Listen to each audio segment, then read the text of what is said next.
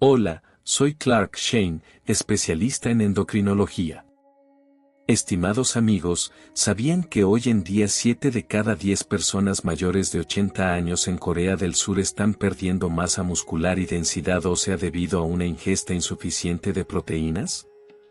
Esta situación ha provocado un preocupante incremento del 26% en los casos de caídas entre adultos mayores en los últimos 3 años.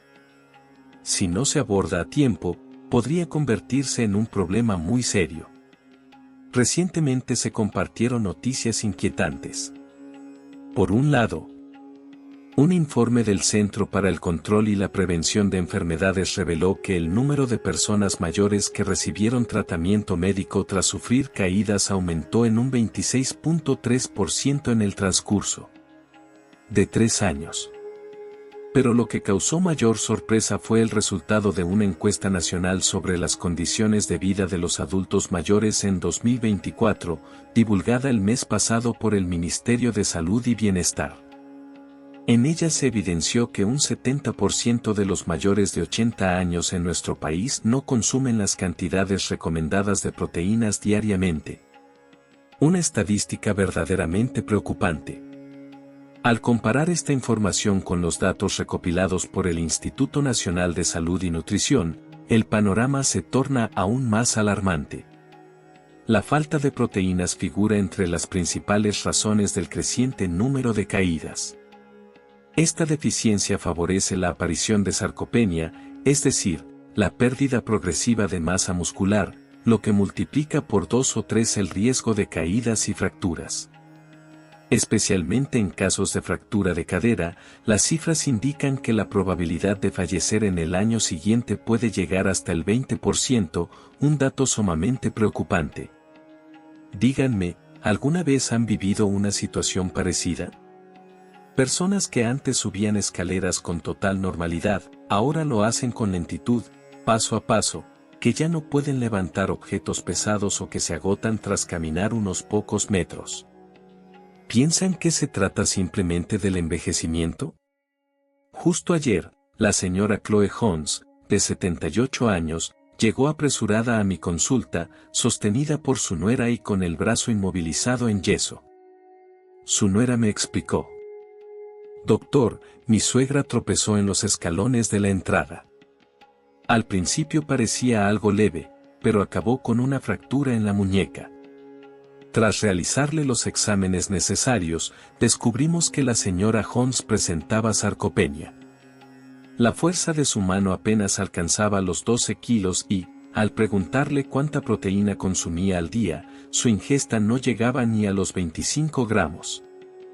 Considerando que pesa 52 kilos, debería estar consumiendo al menos 62 gramos diariamente».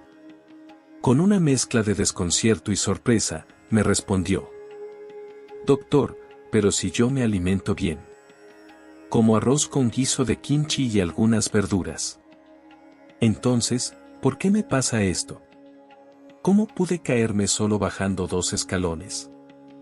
Amigos queridos, ahí radica el verdadero inconveniente. Comer en grandes cantidades no significa necesariamente que estemos obteniendo todos los nutrientes esenciales. Esto es especialmente cierto cuando se trata de la proteína. Si no se incluye de manera deliberada en la alimentación, su consumo suele ser insuficiente. Este año, Corea del Sur ha ingresado oficialmente en lo que se conoce como la era de la supervejez, ya que más del 20% de sus ciudadanos superan los 65 años. Pero surge una pregunta clave: ¿cómo está su estado de salud? De acuerdo con el informe más reciente del Foro Coreano para la Promoción de la Alimentación, con la llegada de esta nueva etapa demográfica en 2025, se ha identificado una carencia tanto en cantidad como en calidad de proteína entre la población mayor, lo cual exige acciones inmediatas si se quiere mantener una sociedad sana. Aún más alarmantes son los resultados presentados por el equipo de investigación de la profesora Lydia Oak, de la Universidad de Yonsei. 1 de cada 4 adultos mayores de 65 años presenta sarcopenia, una condición caracterizada por la pérdida de masa muscular. El estudio también reveló que los varones con bajo consumo de carne y las mujeres que apenas toman leche presentan un riesgo mayor de desarrollar esta afección. A lo largo de mis 18 años de trabajo clínico como especialista en endocrinología, he llegado a una conclusión valiosa. Muchas personas confunden los efectos de una carencia de proteínas con los signos típicos del envejecimiento. Sin embargo, en la mayoría de los casos, no se trata de la edad en sí, sino de una alimentación desequilibrada. ¿Quieren saber algo aún más impactante? La falta de proteínas no solo perjudica a los músculos. También afecta a la producción de hormonas, debilita el sistema inmunológico, altera el nivel de glucosa en sangre e incluso compromete el buen funcionamiento del cerebro. En este video, quiero mostrarles, a partir de casos reales que he atendido durante estos 18 años de experiencia clínica, por qué la proteína es tan esencial en la etapa adulta y de qué manera pueden incorporarla de forma adecuada. No recurriré a tecnicismos médicos. En su lugar, compartiré estrategias concretas y fáciles de aplicar en el día a día. Porque envejecer con salud no debería ser un lujo para unos pocos, sino una posibilidad real para todos cuando se cuenta con la información adecuada y se toman pequeñas decisiones acertadas. Volviendo al caso de la señora Chloe Jones, como ella, hay muchísimas personas que atraviesan situaciones similares. En mi trayectoria como médico, he observado que más del 90% de los adultos mayores que atiendo presentan carencias de proteínas en su alimentación. ¿Puedo compartirles una historia curiosa? El año pasado me visitó el señor Peter Yen, de 70 años. Me comentó: Doctor, yo me alimento muy bien. Nunca me salto una comida, desayuno, almuerzo y cena sin falta. Siempre incluyo kimchi jjigae, doenjang jjigae, sopa de algas. Sin embargo, cada vez me siento más débil. Entonces le pregunté: Señor Park, ¿podría contarme qué comió ayer? Y me respondió: en la mañana, arroz con kimchi jjigae, al mediodía, arroz con doenjang jjigae, por la noche, arroz con sopa de algas.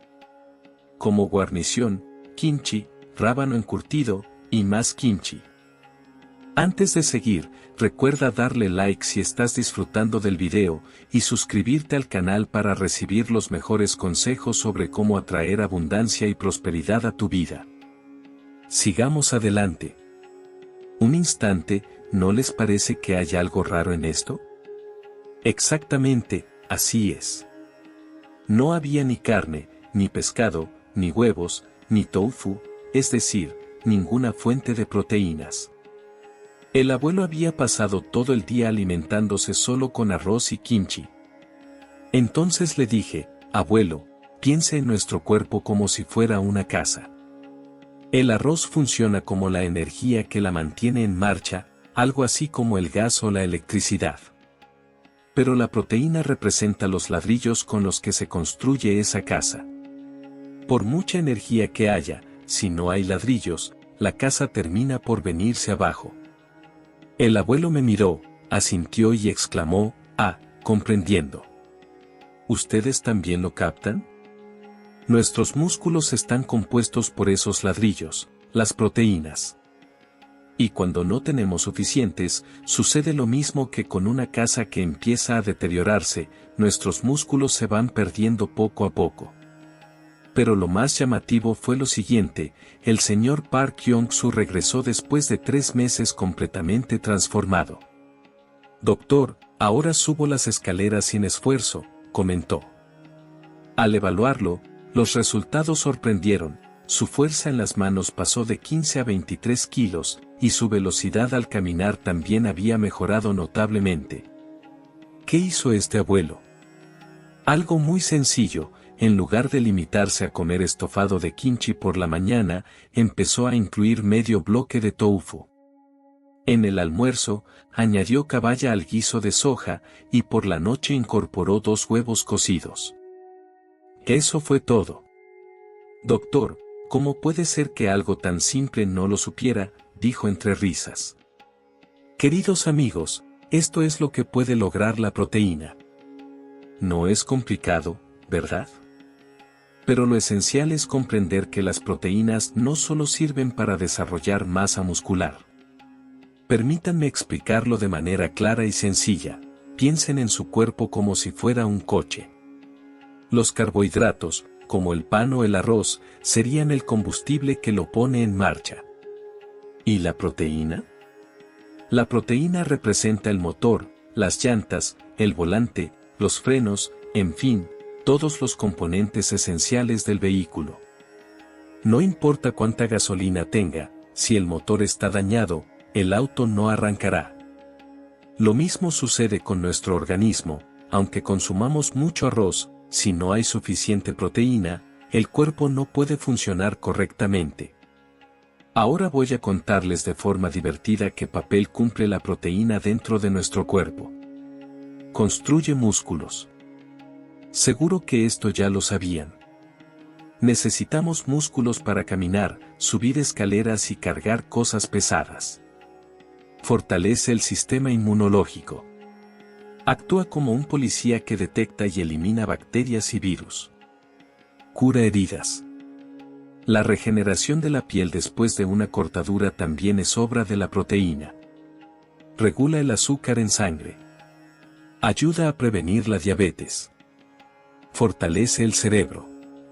La memoria y la concentración también dependen de la proteína.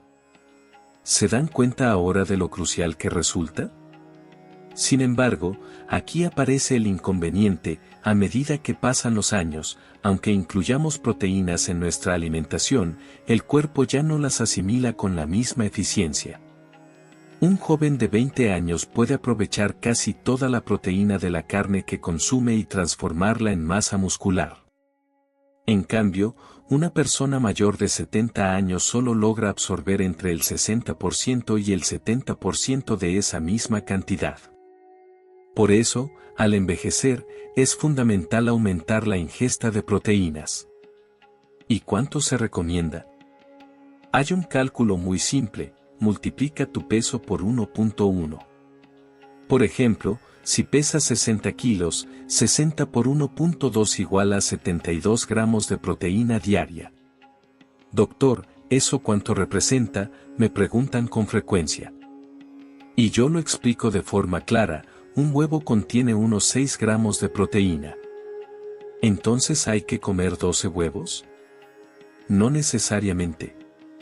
Medio bloque de tofu aporta 10 gramos, una ración de caballa ofrece 20 gramos, y un vaso de leche contiene unos 8 gramos. Si distribuyes estos alimentos a lo largo del día, alcanzar la cantidad recomendada no es tan complicado. Aquí tienes el plan de alimentación que suelo sugerir.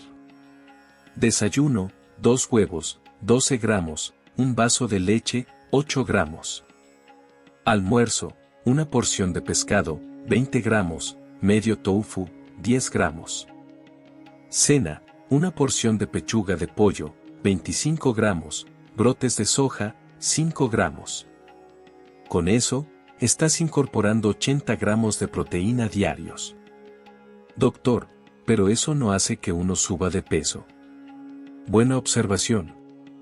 En realidad, sucede lo contrario: consumir la cantidad adecuada de proteínas puede ayudarte a perder peso, ya que al ganar masa muscular, tu metabolismo en reposo también se eleva. En otras palabras, tu cuerpo empieza a gastar más calorías incluso sin hacer esfuerzo. Es como si optimizaras el motor de tu auto para que aproveche mejor el combustible. A propósito, ¿alguno de ustedes todavía no ha hecho clic en me gusta o en suscribirse? Con toda la información que hemos compartido hasta ahora, seguro les ha sido de utilidad. Denle a esos botones y activen la campanita para seguir recibiendo más recomendaciones de salud. Ahora quiero compartirles una historia interesante. El mes pasado me visitó la señora Chuck Sands, de 72 años.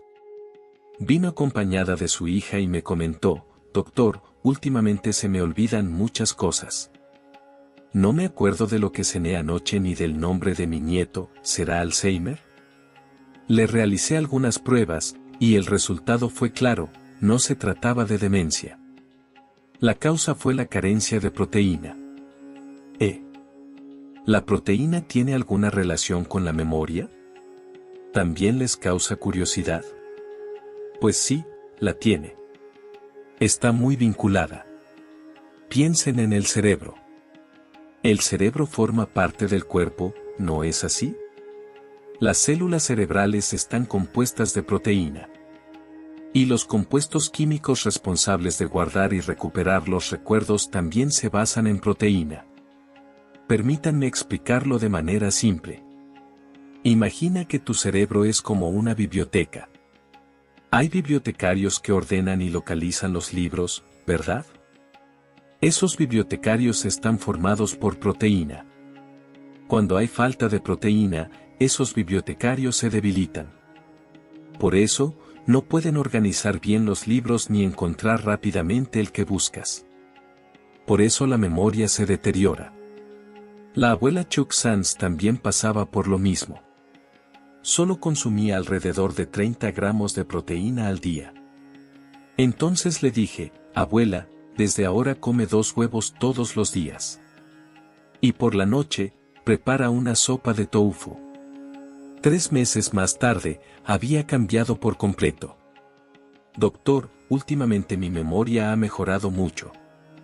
Puedo recordar lo que comí ayer y ya no confundo los nombres de mis nietos. Incluso tengo recuerdos claros de cosas que ocurrieron hace 20 años, ¿no es sorprendente? Este es el cuarto beneficio poderoso de la proteína.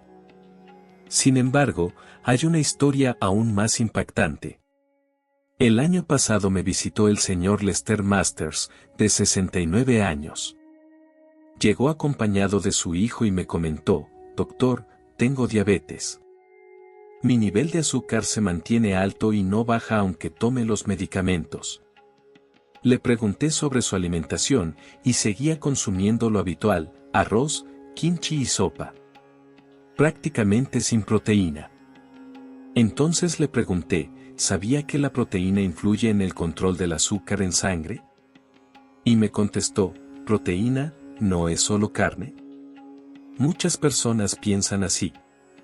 No comprenden la relevancia que tiene la proteína para regular el azúcar en la sangre. Permítanme explicarlo de manera sencilla. Cuando ingerimos arroz, el azúcar en la sangre se eleva rápidamente, como un cohete despegando. Pero si lo combinamos con proteína, ese aumento es más gradual, como subir una escalera peldaño a peldaño. Esto sucede porque la proteína demora la digestión del arroz. Para ilustrarlo con una comparación, comer solo arroz es como lanzar una pelota por una pendiente, baja velozmente. Pero si se acompaña con proteína, es como hacer rodar esa pelota por una escalera, descendiendo poco a poco. El señor Lester también incorporó proteína en cada una de sus comidas durante un periodo de 3 meses, 2 huevos en el desayuno, pescado en el almuerzo y tofu en la cena. ¿El resultado? Su hemoglobina glicosilada disminuyó de 8.5 a 6.8. Incluso yo, como médico, me quedé sorprendido. Él me comentó, doctor, ahora puedo comer sin preocuparme por el nivel de azúcar. Se sentía realmente contento. Amigos, este es el quinto beneficio que aporta la proteína. Pero surge una pregunta clave, doctor, ¿qué clase de proteína debo consumir? Carne, pescado, huevos. Muy buena consulta. Existen distintos tipos de proteínas que, en términos generales, se clasifican en 2 categorías principales, proteínas de origen animal y proteínas de origen vegetal. Las proteínas animales comprenden carne, pescado, huevos y productos lácteos. Estas se asimilan muy bien en el organismo, como si fueran una llave que encaja perfectamente en una cerradura. Por otro lado, las proteínas vegetales, que incluyen el tofu, los frijoles y los frutos secos, también son beneficiosas, aunque su absorción es algo menor. Entonces, ¿qué proporción deberíamos seguir? Mi recomendación es un 60% de proteínas animales y un 40% de proteínas vegetales. Para ser más específico, en el desayuno, 2 huevos junto con un vaso de leche, proteína animal; en el almuerzo, una porción de pescado y media porción de tofu, mezcla de animal y vegetal; y en la cena, pechuga de pollo acompañada de brotes de soja, animal y vegetal. Así se logra un equilibrio ideal. Doctor, esto suena muy complicado, ¿no existe una forma más sencilla? Sí, la hay.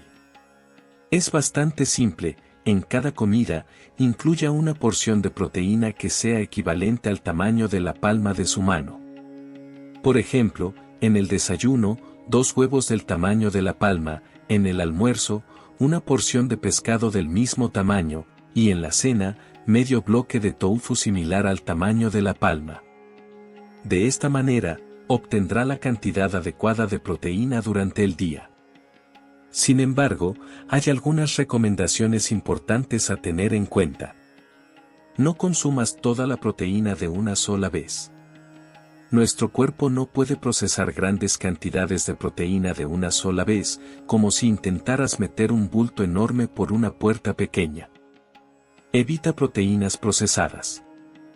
El jamón, las salchichas o el pastel de pescado contienen proteína, sí, pero también demasiada sal. No son buenos para la salud. Bebe suficiente agua. La proteína necesita mucha agua para ser digerida. Bebe al menos 8 vasos al día. Amigos, hasta ahora les he contado lo que la proteína hace por nuestro cuerpo. Fortalece los músculos para evitar caídas. Refuerza el sistema inmunológico para evitar enfermedades. Acelera la cicatrización de heridas. Mejora la memoria. Regula el azúcar en sangre. Sorprendente, ¿verdad? Todo esto se consigue gracias a un solo elemento, la proteína. Pero ahora lo más importante es, ¿cómo podemos hacerlo de manera sencilla? Muchos pacientes me comentan, doctor, entiendo lo que dice, pero es complicado de poner en práctica. Me da pereza y se me olvida. Lo escucho muy a menudo. Por eso diseñé un método bastante fácil. Permítanme contarles sobre el señor Tom Johnson, de 74 años, que me visitó el año pasado. Me comentó, doctor, no sé cocinar y me cuesta recordar cosas complejas, ¿existe un método simple? Le dije que solo recordara 3 cosas. En el desayuno, coma 2 huevos cocidos. En el almuerzo, coma una lata de atún. En la cena, coma medio bloque de tofu. Y listo. El señor Tom se mostró asombrado. ¿Solo eso? Sí, con eso basta.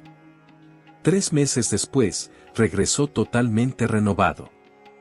Caminaba con más energía y su voz sonaba más firme. Me comentó, doctor, ¿por qué no supe antes que era tan sencillo? Solo necesitaba comprar huevos, una lata de atún y tofu, nada más. Amigos, así de simple es. No lo hagan complicado. Ahora les enseñaré formas aún más fáciles. ¿Qué tal si empezamos por añadir proteína en el desayuno? La manera más práctica es con huevos cocidos. Cocina 10 huevos el domingo de una sola vez. De esta manera, podrás consumir 2 cada mañana durante toda la semana. ¿Te aburres de comer huevos? Entonces intenta esto. Lunes, 2 huevos cocidos. Martes, huevos revueltos. Miércoles, tortilla enrollada, Yeran Mari. Jueves, mezcla huevo con leche y bébelo. Viernes, gachas de huevo. Sábado, huevo frito. Domingo, flan de huevo al vapor. Es el mismo huevo, pero puedes comerlo de 7 formas diferentes. ¿Y para el almuerzo? La opción más sencilla es una lata de atún. Es fácil de conseguir, dura mucho tiempo y no necesita cocción. ¿También te aburre el atún? Prueba así. Lunes, arroz con atún. Martes, compra kimbap de atún. Miércoles, ensalada con atún. Jueves, arroz con atún y mayonesa. Viernes, pescado a la parrilla, como caballa o jurel. Sábado, pescado guisado. Domingo, sashimi, de vez en cuando está bien. Para la cena, lo mejor es el tofu. Es económico, fácil de digerir y cocinar. Hay muchas formas de prepararlo. Lunes, sopa de tofu, tofu hige. Martes, tofu guisado. Miércoles, mapo tofu, puedes pedirlo en un restaurante chino. Jueves, tofu salteado con champiñones. Viernes, sopa de tofu suave. Sábado, ensalada de tofu. Domingo, tofu frío, ideal para el verano. ¿Ves cuánta variedad hay? Para quienes viven solos o no cocinan, hay una forma aún más simple. Lo llamo menú proteico sin cocina. Desayuno, leche, nueces, huevos cocidos. Almuerzo, lata de atún, alga tostada, arroz. Cena, tofu, salsa de soja, kimchi. No necesitas cocinar nada, solo comprar y comer. ¿Pero no sale caro comer así todos los días? Buena pregunta. Lo calculé y no cuesta ni 3.000 wons al día. 2 huevos, 500 wons. Un lata de atún, 1.000 wons. Medio bloque de tofu, 800 wons. Un paquete de leche, 700 wons. Total, 3.000 wons. Más barato que una comida fuera de casa. Y aquí va otro consejo importante, el momento en que consumes proteína es clave. ¿Cuándo es mejor? Justo después de despertarte. Durante la noche tu cuerpo gasta muchas proteínas, así que es vital reponerlas en la mañana. Después del ejercicio. Aunque sea una caminata ligera, al volver come proteína para construir músculo. No la consumas muy tarde por la noche. Hazlo al menos 3 horas antes de dormir para facilitar la digestión. Además, hay alimentos que combinan bien con la proteína, frutas ricas en vitamina C, como mandarinas, manzanas y tomates. Comerlos junto a la proteína mejora su absorción. Por ejemplo, desayuno, 2 huevos cocidos y una mandarina. Almuerzo, atún y tomate. Cena, sopa de tofu y una manzana. Sencillo, ¿verdad? ¿Y si me preocupa que un exceso de proteína pueda afectar los riñones? Es una duda muy válida. La respuesta es que, si gozas de buena salud, no representa ningún riesgo. En realidad, la carencia de proteína puede ser más perjudicial. Muchos de mis pacientes que incrementaron su ingesta proteica mejoraron la función renal, porque al aumentar la masa muscular, todo el organismo se fortalece. Ahora bien, si ya tienes una enfermedad renal, es fundamental que consultes con tu médico, pero no puedes eliminar la proteína por completo, necesitas consumirla en una cantidad adecuada. Otra inquietud frecuente es, soy mayor y ya no puedo hacer ejercicio, ¿de qué sirve solo consumir proteína? La respuesta es que sí aporta beneficios. Por supuesto, combinarla con actividad física es ideal, pero aún sin hacer ejercicio se obtienen resultados. Por ejemplo, tuve una paciente de 80 años que no podía desplazarse bien ni hacía ejercicio. Sin embargo, al aumentar su consumo de proteína, en 6 meses logró caminar por sus propios medios. Finalmente, la recomendación más importante, no busques la perfección. No es necesario que calcules con exactitud todos los días. Si hay jornadas en que no logras hacerlo, no pasa nada. Lo fundamental es la perseverancia. Con un 70% basta.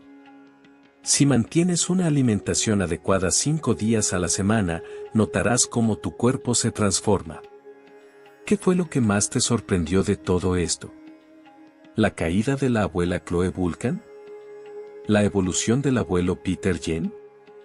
¿El asombro de los dos huevos? No importa cuál historia te haya quedado grabada. Lo esencial es comenzar hoy. En este mismo instante. Tener una vejez saludable no es algo complicado ni fuera de alcance. Es la suma de pequeños hábitos diarios.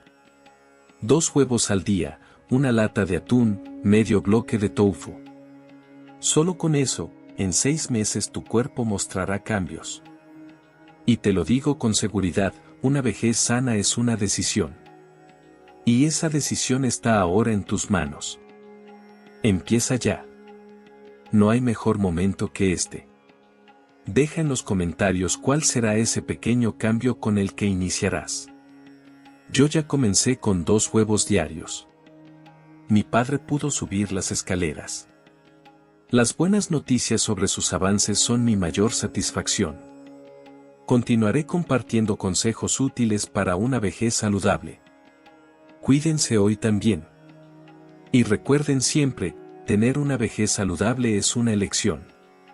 Y esa elección empieza en este preciso momento. Gracias. Hola. Somos Sabiduría Consciente, y estamos aquí para ayudarte a construir una vejez plena y saludable. A diario, pasamos largas horas en la cocina pensando, ¿qué vamos a comer hoy? Sin embargo, ¿te has puesto a pensar que esos pequeños hábitos que realizamos sin darle mucha importancia, creyendo que una vez no hace daño, podrían estar perjudicando poco a poco la salud de tu cerebro? En particular, el uso de ciertos productos habituales en la cocina podría estar relacionado con un mayor riesgo de desarrollar demencia. Solo imaginarlo resulta alarmante, ¿no es así? Hoy tenemos como invitado a alguien muy especial que compartirá con nosotros una revelación asombrosa, el profesor Lester Thompson. Especialista en ciencias biológicas con 3 décadas de trayectoria y actual director del Instituto Coreano de Estudios sobre el Entorno Doméstico. Y bienvenido. Hola, soy Lester Thompson y hoy quiero compartir con ustedes recomendaciones basadas en la ciencia para llevar una vida más saludable. Es un verdadero gusto poder estar aquí con ustedes en este espacio.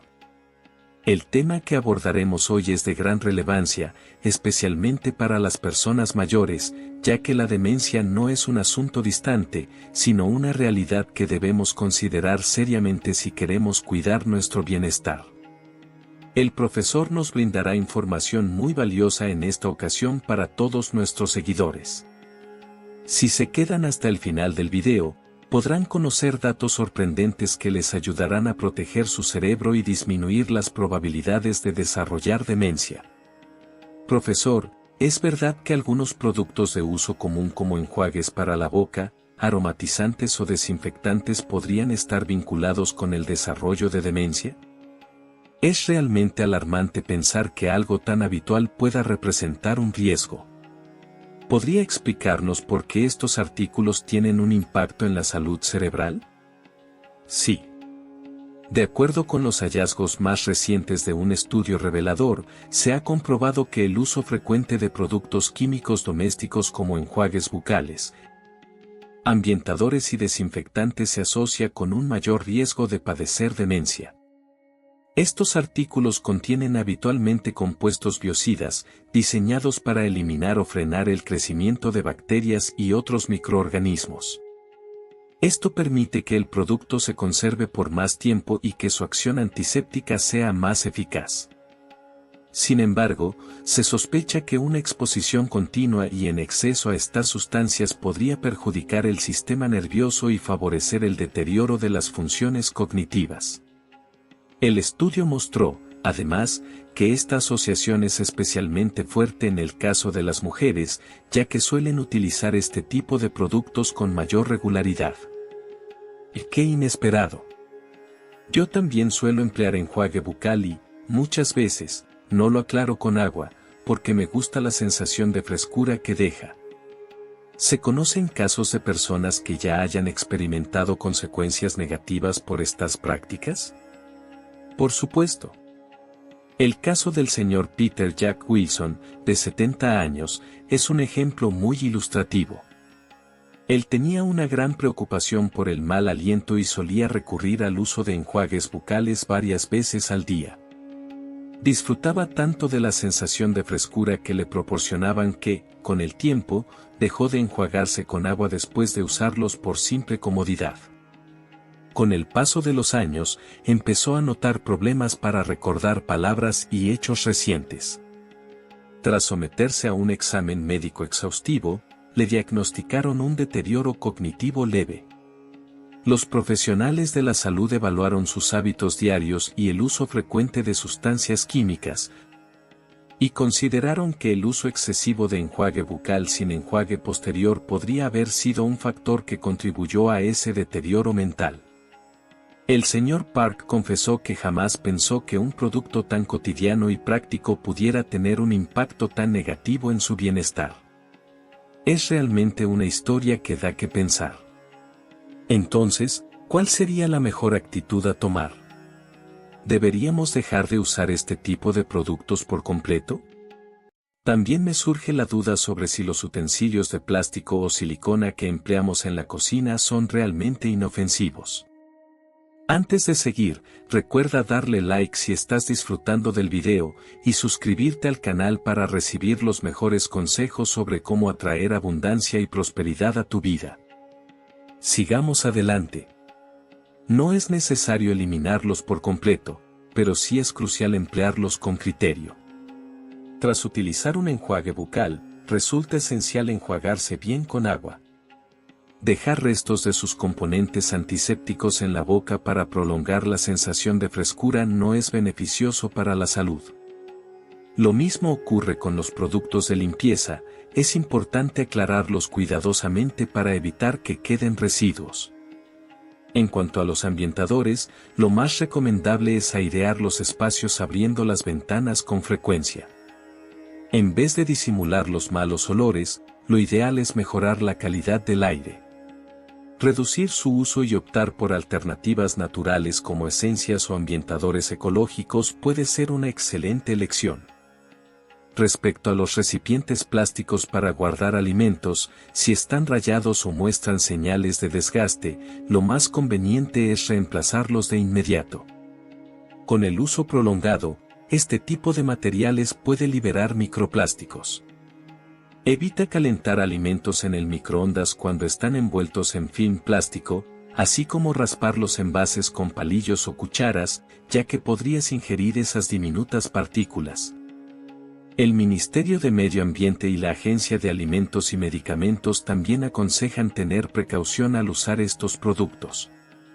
En particular, los envases fabricados con PS, poliestireno, como los vasos típicos para fideos instantáneos o las bandejas de este material, pueden liberar una mayor cantidad de microplásticos cuando se exponen a altas temperaturas o se friccionan. Es fundamental manejarlos con especial cuidado. Por otro lado, aunque los utensilios de cocina de silicona resultan prácticos, es importante lavarlos a fondo y de manera constante. Dado que ciertos materiales pueden retener más residuos de detergente que otros, se recomienda enjuagar hasta que se oiga un sonido característico, como un chirrido. Además, la silicona no es un material permanente. Si se notan marcas, rayones o signos de desgaste, lo más conveniente es sustituirla. Si a simple vista se perciben muchos arañazos o cambios en el color, lo mejor es reemplazarla de inmediato. Los microplásticos, al ingresar en nuestro organismo, pueden distribuirse por todo el cuerpo a través del torrente sanguíneo, y hasta ahora no se ha determinado claramente un mecanismo para su eliminación. Una investigación impactante realizada en 2022 en los Países Bajos mostró la presencia de microplásticos en la sangre de personas adultas. Asimismo, estudios en animales sugieren que los microplásticos de poliestireno podrían incrementar el riesgo de cáncer de estómago y provocar resistencia a fármacos anticancerígenos.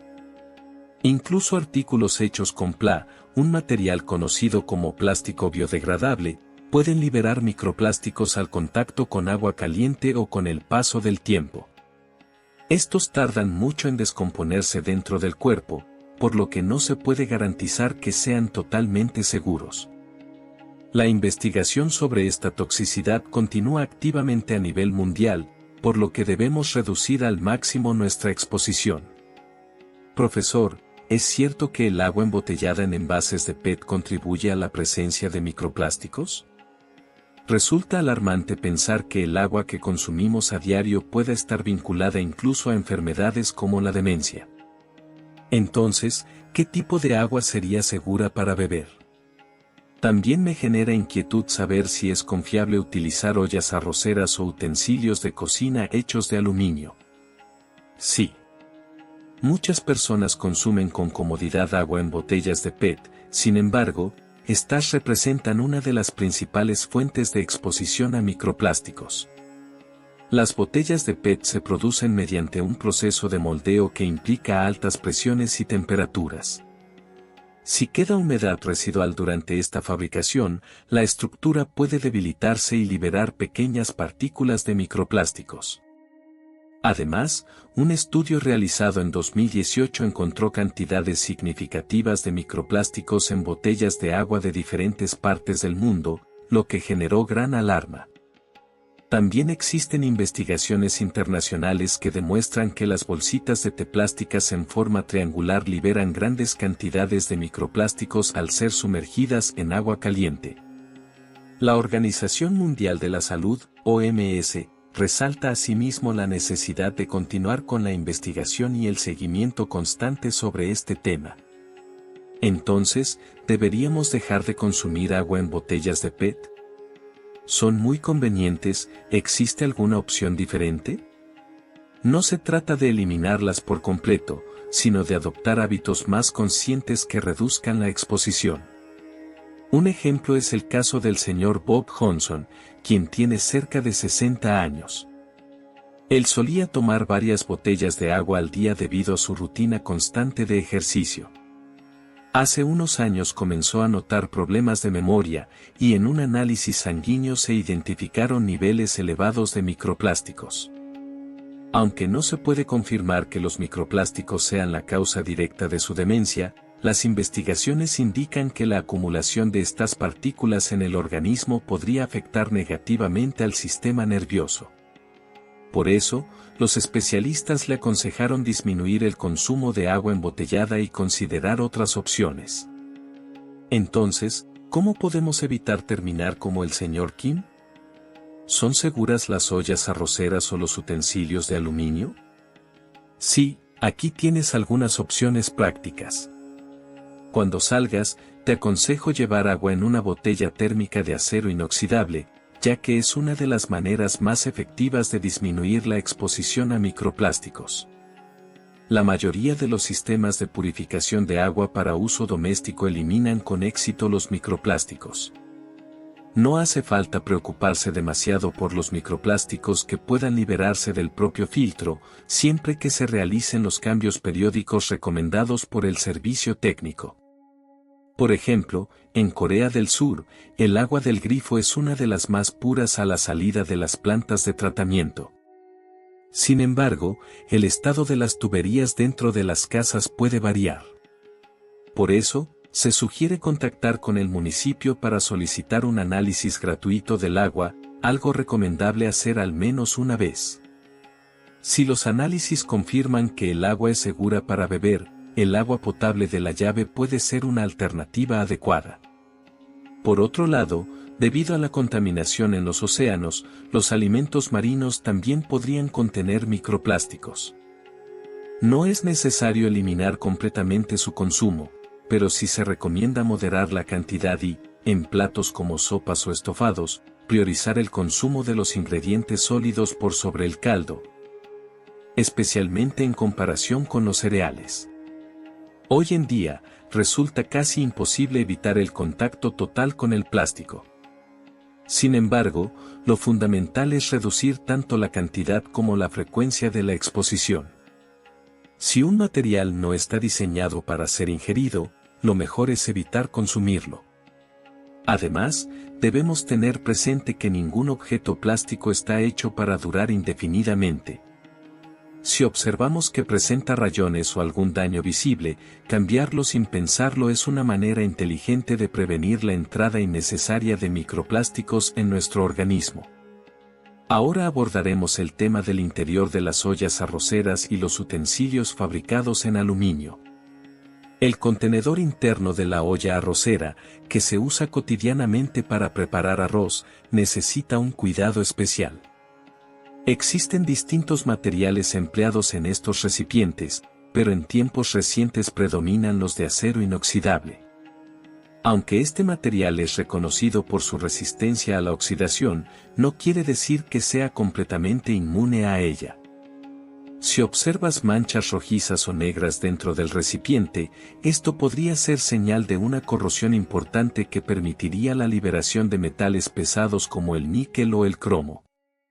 Estos elementos pueden tener efectos negativos en el sistema nervioso y, de hecho, la Agencia Internacional para la Investigación del Cáncer clasifica al cromo como un posible agente carcinógeno, por lo que se debe actuar con cautela. Por esta razón, es fundamental limpiar cuidadosamente el interior de la olla y reemplazarlo de inmediato en caso de detectar corrosión visible. La mayoría de los fabricantes comercializan estos recipientes de forma separada, así que es conveniente tenerlo presente. Además, si el recipiente cuenta con un recubrimiento, el uso de esponjas abrasivas puede deteriorarlo y provocar la liberación de microplásticos u otras sustancias perjudiciales. Por esta razón, se recomienda limpiarlo con una esponja suave o un paño delicado. Los utensilios y el papel aluminio son también elementos comunes en la cocina. El aluminio puede desprender sus componentes al entrar en contacto con alimentos muy ácidos o salados, o cuando se somete a altas temperaturas. Aunque la mayoría del aluminio que absorbemos es eliminado por los riñones, con el paso del tiempo la función renal puede disminuir, dificultando su eliminación y favoreciendo su acumulación en el cuerpo. De hecho, algunas investigaciones señalan una posible vinculación entre la exposición prolongada al aluminio y el desarrollo de demencia. La Agencia de Seguridad Alimentaria igualmente recomienda evitar cocinar o conservar alimentos con alta acidez o salinidad en recipientes de aluminio. Por lo tanto, para preparaciones como el kimchi jjigae, guiso picante de kimchi, o salsas a base de tomate, es preferible utilizar recipientes fabricados con otros materiales. Lo mismo ocurre con el papel aluminio. No se aconseja envolver alimentos ácidos con este material para cocinarlos o conservarlos. ¿Acaso la cocina a gas que utilizamos diariamente puede desencadenar demencia? Es realmente sorprendente. Yo creía que la contaminación ambiental provenía únicamente del humo de los vehículos o las fábricas, pero resulta que en las cocinas de nuestros hogares también hay sustancias nocivas. ¿Qué tipo de riesgos estamos enfrentando exactamente? Así es. Muchas personas creen que la contaminación del aire es un problema externo. Sin embargo, es llamativo que el humo que se produce cada día en nuestras cocinas pueda perjudicar seriamente la salud cerebral.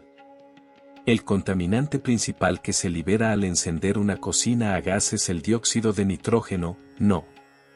Este gas es uno de los contaminantes más importantes que también están presentes en los gases emitidos por los automóviles, y la Organización Mundial de la Salud lo ha identificado como un peligro para la salud vinculado a la contaminación del aire. De acuerdo con investigaciones recientes, la exposición continua a contaminantes como el dióxido de nitrógeno se asocia con un mayor peligro de desarrollar demencia. Al quemar gas, el calor provoca una reacción entre el oxígeno y el nitrógeno presentes en el aire, generando dióxido de nitrógeno. Las personas que cocinan están directamente expuestas a concentraciones elevadas de este gas. El dióxido de nitrógeno que se inhala puede trasladarse desde los pulmones hacia el sistema circulatorio y afectar incluso al cerebro. Se ha demostrado que este contaminante puede dañar la barrera hematoencefálica, ocasionar inflamación cerebral y, como consecuencia, afectar la capacidad cognitiva. ¡Qué alarmante! ¿Entonces quiere decir que cada vez que cocinamos corremos el riesgo de sufrir demencia? Imagino que esto resulta especialmente preocupante para las amas de casa y los adultos mayores que preparan alimentos diariamente. Desafortunadamente, así es la realidad. Permítanme compartir el caso de la señora Chloe Masters, una mujer de aproximadamente 60 años. Ella se dedicó toda su vida a ser ama de casa y preparaba las comidas diarias para su familia. Nunca prestó demasiada atención al humo generado en la cocina, solo abría ligeramente la ventana. Sin embargo, con el paso del tiempo comenzó a notar un marcado deterioro en su memoria y dificultades para identificar objetos. Luego de realizarle un examen completo, a la señora Chloe Masters le diagnosticaron una etapa inicial de demencia. El equipo médico llevó a cabo un análisis detallado de su entorno doméstico y planteó la hipótesis de que la exposición continua al dióxido de nitrógeno presente en la cocina podría haber contribuido al daño en sus capacidades cognitivas. Al recibir esta noticia, la señora Chloe quedó profundamente conmocionada.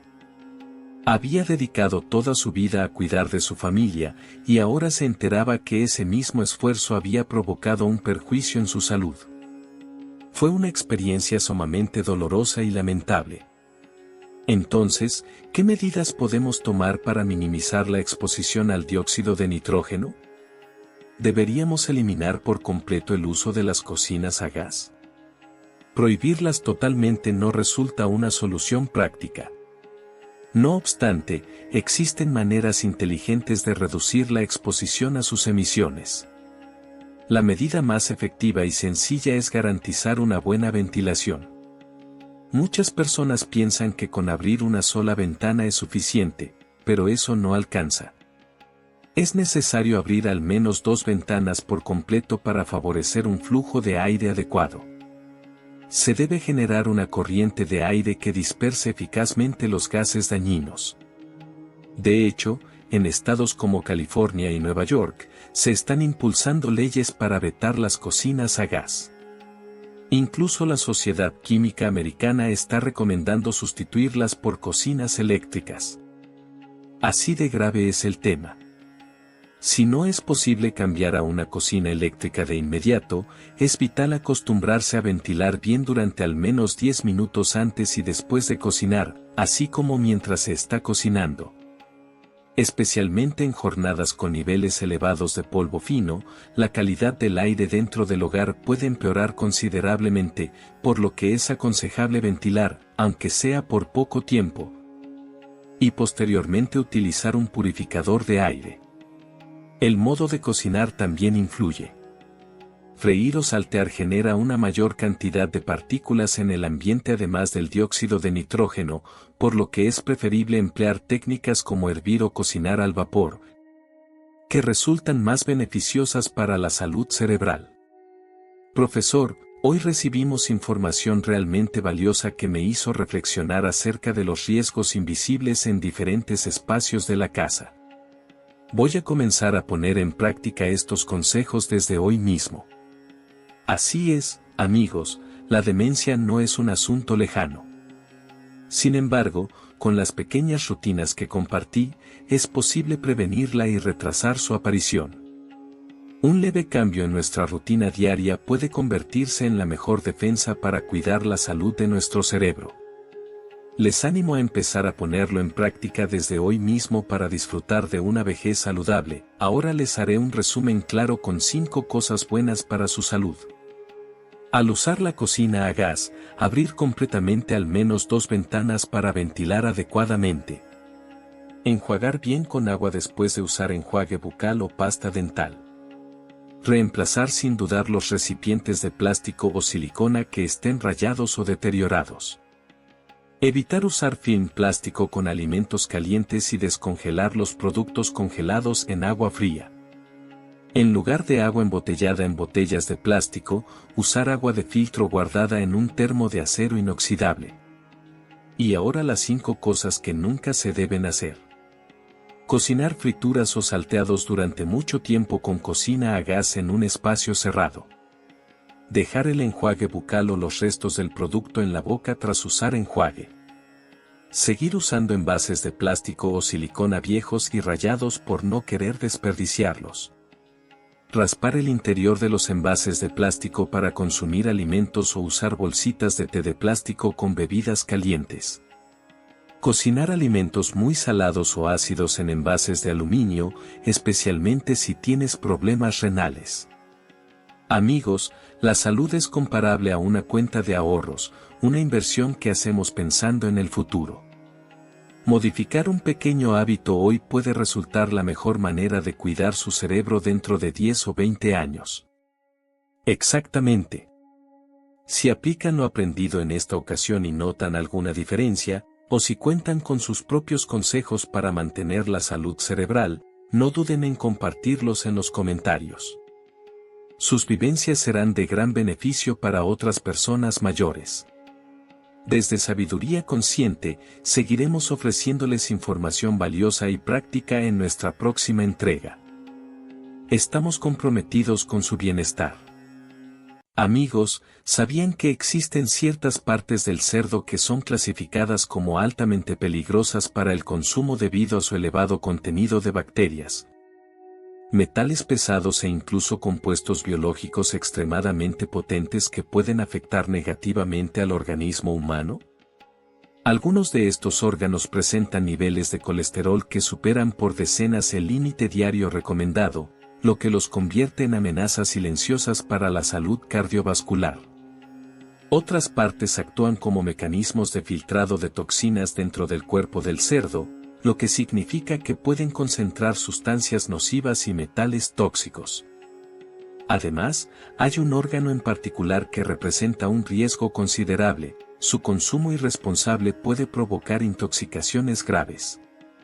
Es tal su peligrosidad que se le ha comparado popularmente con un veneno más letal que el de una serpiente, y por esta razón, su venta está prohibida por las autoridades. Lo más alarmante es que estas partes, que deberían desecharse obligatoriamente, podrían ser procesadas ilegalmente por comerciantes sin escrúpulos, convertidas en carne picada y terminar en productos como empanadas o albóndigas, llegando silenciosamente a nuestras mesas. En el video de hoy, vamos a presentarte de forma directa las 6 partes más peligrosas del cerdo que debes evitar. Verás. ¿Cuál es una bomba de colesterol? ¿Cuál contiene metales pesados? ¿Cuál es tóxica y prohibida por ley? Todo esto guarda una relación directa con tu bienestar y el de quienes te rodean. Te pido que veas el contenido hasta el final para que puedas reconocer estos peligros y tomar decisiones más conscientes y seguras al momento de alimentarte. Es una forma clave de proteger tu salud. Antes de comenzar, si realmente valoras tu salud y la de tus seres queridos, te animo a suscribirte y activar las notificaciones. Así estarás al tanto de nuevos contenidos importantes sobre bienestar. Aquí abordamos temas de salud que muchos prefieren evitar, pero que son necesarios. Me gustaría saber si estás dispuesto a acompañarme en este camino. Ahora sí, vamos al tema de hoy. Las 6 partes más tóxicas del cerdo. 1. El cerebro del cerdo. Muchas personas mayores tienen la creencia de que consumir cerebro fortalece la mente, por lo que suelen dar sopa de cerebro de cerdo a los niños que estudian intensamente o a quienes muestran señales de pérdida de memoria. También es habitual incluirlo en el hot pot, ya que su textura suave y cremosa lo hace muy apetecible. Sin embargo, detrás de ese sabor agradable se esconde una verdadera carga de colesterol. Para ponerlo en perspectiva, solo 100 gramos de cerebro de cerdo aportan más de 2.500 miligramos de colesterol, lo que supera ampliamente la cantidad diaria recomendada y hasta sobrepasa el contenido de colesterol de un plato lleno de carne grasosa. Consumirlo con regularidad, pensando que es beneficioso, en realidad podría estar perjudicando tu salud al obstruir lentamente tus arterias. Es como una tubería que se llena de grasa, el paso se vuelve cada vez más estrecho hasta que termina completamente bloqueado. Lo mismo sucede con los vasos sanguíneos, se vuelven pegajosos, la presión arterial se eleva, aparece la hipertensión, aumentan los niveles de colesterol y se incrementa notablemente el riesgo de arteriosclerosis, accidentes cerebrovasculares o ataques cardíacos. Los especialistas en salud aconsejan con firmeza que quienes padecen hipertensión, niveles elevados de colesterol o afecciones cardíacas se abstengan por completo de consumir cerebro de cerdo. En lugar de beneficiar al cerebro, este alimento puede resultar perjudicial. Además, contiene purinas, algo que las personas con gota conocen muy bien, ya que su ingesta puede desencadenar dolores articulares. También existe la preocupación de que este órgano acumule metales pesados si el animal fue criado en un ambiente contaminado. No obstante, al adquirir productos cárnicos con sello de certificación y procedencia confiable, el riesgo de una intoxicación grave se reduce considerablemente. Lo que más inquieta sigue siendo su alto contenido de colesterol. ¿Significa esto que está completamente prohibido comerlo? No necesariamente. Investigaciones recientes indican que, en personas sanas, el colesterol presente en los alimentos no influye directamente en los niveles de colesterol en sangre. Por lo tanto, si gozas de buena salud, consumirlo ocasionalmente no representa un gran peligro. Puedes verlo como una indulgencia esporádica, no como parte de tu dieta habitual. Comerlo 1 o 2 veces al mes, y en porciones pequeñas, puede disfrutarse sin provocar efectos adversos importantes. Pero si esperas volverte más inteligente comiéndolo, mejor invierte en una dieta equilibrada y buenos hábitos. La próxima vez que veas ese cerebro tierno y rosado, recuerda, es sabroso, pero debe comerse con moderación. No conviertas un gusto momentáneo en una amenaza futura para tu salud. 2. El hígado del cerdo. Un plato de hígado salteado o una sopa con hígado y verduras suele traer recuerdos entrañables a muchos.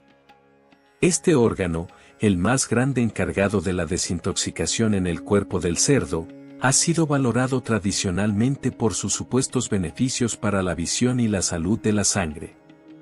Es una fuente abundante de hierro, ideal para combatir la anemia, y de vitamina A, beneficiosa para la vista, por lo que muchas madres lo ofrecen a sus hijos cuando están debilitados, o a mujeres que se están recuperando.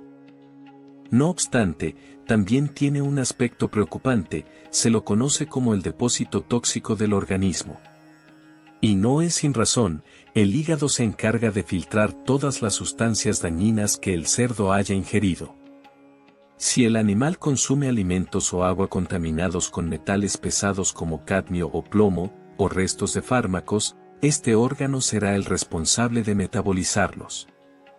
Sin embargo, parte de esos compuestos nocivos pueden permanecer acumulados en él. Estudios realizados sobre alimentos han revelado que el nivel de metales pesados en el hígado de cerdo es mayor que en su carne magra.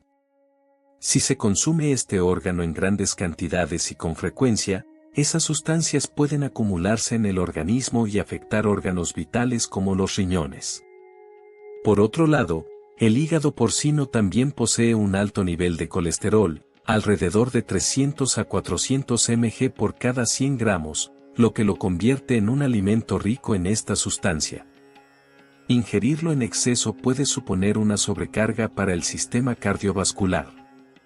Antes de seguir, recuerda darle like si estás disfrutando del video, y suscribirte al canal para recibir los mejores consejos sobre cómo atraer abundancia y prosperidad a tu vida.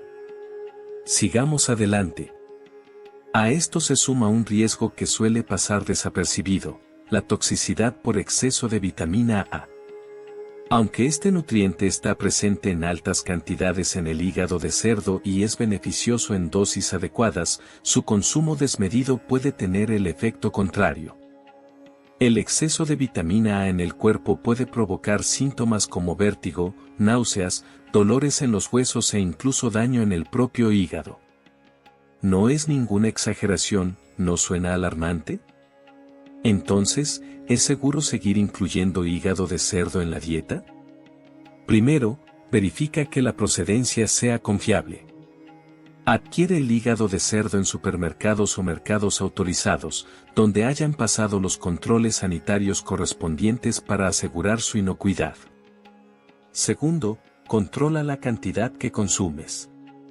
No lo ingieras a diario ni en porciones excesivas. Una persona adulta y saludable puede consumirlo una vez por semana, con un máximo de 100 gramos por porción.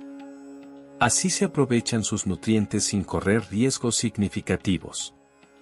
Para quienes padecen anemia o deficiencia de vitamina A, los especialistas también recomiendan un consumo moderado.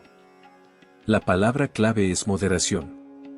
Tercero, aprende a seleccionar y preparar el hígado adecuadamente. Al comprarlo, inspecciónalo cuidadosamente. Si presenta manchas blancas duras o puntos fuera de lo común, evita adquirirlo, ya que podría provenir de un cerdo enfermo. En casa, lávalo varias veces con agua limpia, déjalo remojar, córtalo en rodajas y vuelve a enjuagarlo para eliminar toda la sangre. Cocínalo bien y evita comerlo crudo o poco hecho solo para lograr una textura más suave. En definitiva, el hígado de cerdo actúa como una arma de doble filo. Si se consume adecuadamente, puede aportar beneficios a la salud, pero si se maneja de forma incorrecta, puede resultar dañino. Lo importante es saber cómo usarlo, no es necesario evitarlo completamente solo por los posibles riesgos. Otra parte delicada es el riñón del cerdo, conocido comúnmente como riñoncito o riñón de cerdo. Es muy popular en los puestos de brochetas nocturnas. Para muchos, especialmente los hombres, se considera que consumir riñón de cerdo fortalece los riñones y aumenta la energía vital. Su textura crocante, ya sea a la parrilla o salteado, ofrece un sabor característico. Sin embargo, la medicina actual no lo considera de esa manera. ¿Realmente fortalece los riñones o, por el contrario, los perjudica? ¿Qué misterios oculta este órgano? El riñón de cerdo, al igual que el hígado, se encarga de filtrar las toxinas de la sangre, lo que hace que pueda acumular metales pesados como el cadmio. Algunas investigaciones han revelado que la concentración de cadmio en los riñones de ciertos cerdos es varias veces superior a la presente en la carne. Su consumo prolongado podría provocar la acumulación de cadmio en el organismo, ocasionando daños en los riñones y afectando la salud en general. Asimismo, el riñón de cerdo contiene un alto nivel de colesterol y purinas, similar al hígado, por lo que quienes tengan el colesterol o ácido úrico elevado deberían limitar su ingesta. Sin embargo, lo que representa el mayor riesgo en el riñón de cerdo no son estos aspectos, sino la glándula suprarrenal, un pequeño órgano con forma triangular situado justo sobre el riñón. Esta glándula produce hormonas muy potentes, como la adrenalina. Si durante el sacrificio del animal no se elimina correctamente, puede quedar adherida al riñón. La adrenalina resiste el calor, por lo que no se destruye al cocinar el alimento. Si alguien ingiere accidentalmente esa parte, podría sufrir una intensa reacción hormonal en el organismo, taquicardia, aumento repentino de la presión arterial, mareos, sudor frío, náuseas y sensación de entumecimiento. Estos signos aparecen rápidamente y resultan especialmente peligrosos para quienes padecen hipertensión o problemas cardíacos. En situaciones extremas, puede provocar un accidente cerebrovascular o un infarto. Por esta razón, desde hace varios años se implementó una regulación nacional que prohíbe la venta de la glándula suprarrenal de los animales, la cual debe ser retirada por completo en el matadero. Al igual que la glándula tiroides, forma parte de la lista de órganos no permitidos. ¿Significa esto que ya no se puede consumir riñón de cerdo asado o salteado?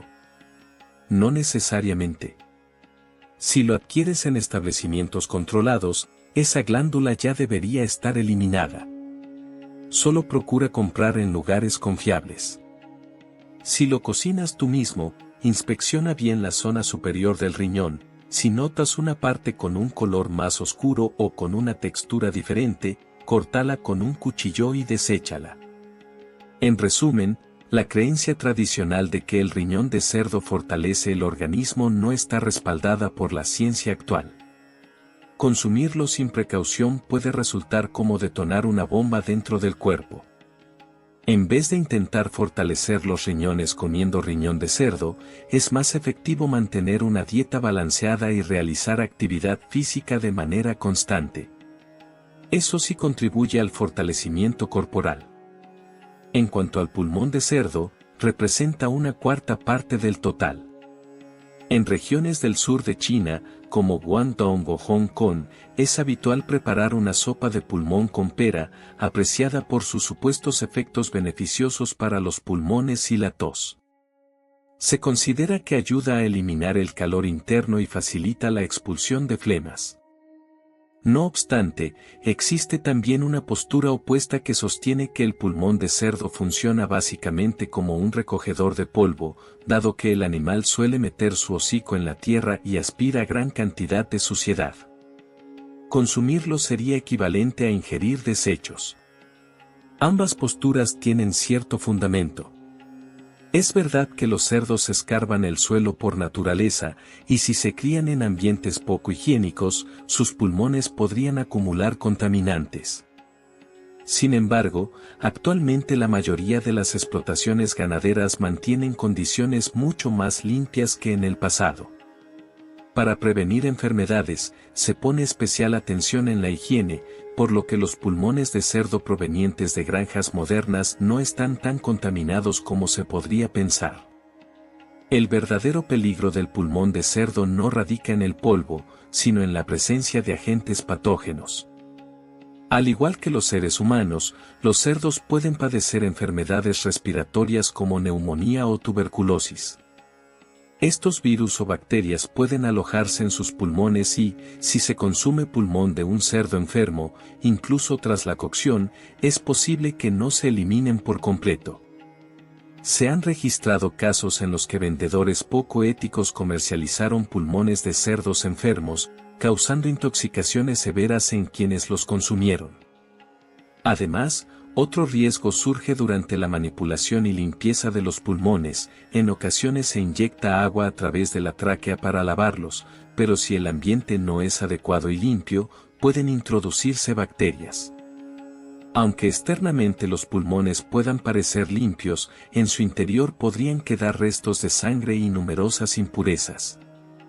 Por ello, si planeas cocinar sopa de pulmón en casa, debes saber que es un procedimiento complejo que exige una limpieza cuidadosa de las vías internas del pulmón. Al enjuagar repetidamente con agua y apretar los pulmones de cerdo bajo un chorro, se logra eliminar toda la sangre y las impurezas de los alvéolos. Solo cuando el pulmón se torna completamente blanco se considera que está suficientemente limpio. Esta tarea es bastante minuciosa. Cualquier descuido podría dejar residuos que representen un peligro para la salud. A propósito de esto, te comparto un dato curioso: en ciertos países, la normativa ya ha tomado la decisión por ti. Por ejemplo, en Estados Unidos, debido a la preocupación por posibles residuos dañinos en pulmones animales, desde hace décadas está prohibido el uso de pulmones de cerdo para consumo humano. Por esa razón, nunca encontrarás este platillo en Estados Unidos, no porque no les guste o no puedan adquirirlo, sino simplemente porque la ley lo impide. No obstante, en nuestro país, refiriéndose a China, los pulmones de cerdo siguen siendo un ingrediente permitido y bastante habitual. La población considera que, siempre que se garantice un origen confiable y un procesamiento adecuado, su consumo es seguro. Respecto al supuesto beneficio de los pulmones de cerdo para fortalecer los pulmones, desde una perspectiva científica, este efecto probablemente se deba más al calor del caldo y al factor psicológico de bienestar. En sí, el pulmón de cerdo está constituido mayormente por proteínas. En conclusión, los pulmones de cerdo no son tan peligrosos como se comenta. Afirmar que son bolsas de polvo resulta un tanto exagerado, aunque no dejan de ser un ingrediente que no debe adquirirse ni prepararse sin precaución. Si de verdad te agrada consumirlo, Ten en cuenta tres aspectos fundamentales: adquirirlo en buenas condiciones, limpiarlo adecuadamente y cocinarlo por completo. Mientras respetes estas tres pautas, disfrutar de este plato tradicional de vez en cuando no representa ningún problema. La quinta parte, el intestino grueso del cerdo, también llamado tripa gruesa o feichang.